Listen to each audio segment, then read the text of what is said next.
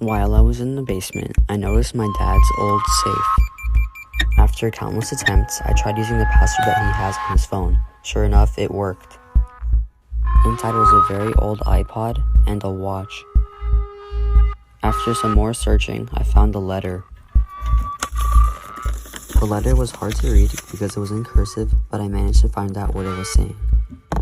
It said to look at the recordings on the iPod. Unfortunately, the phone was dead and I didn't have the charger, so I had to order one. It arrives tomorrow, so come back for part 2. Welcome back to part 2 of what was in the safe. Inside, we found an iPod and a letter which had to look for the recording in the device to find your treasure.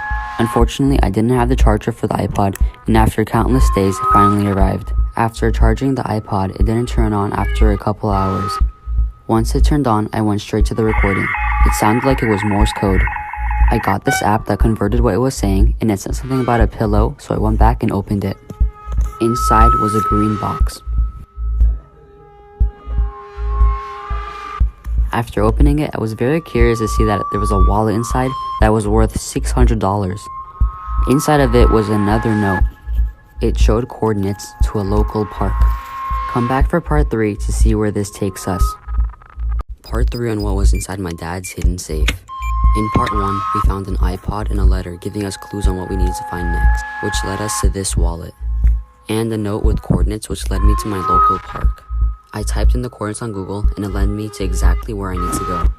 Once I got to the park, I started digging around the sand, hoping to find something. Unfortunately, after digging for hours, I had no luck, until this happened.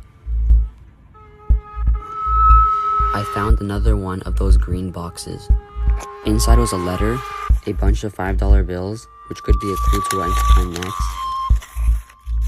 There was also a map of the park, which I found was very weird, titled The Thrill of Chase, and another letter, a key, and lastly there was also a flash drive.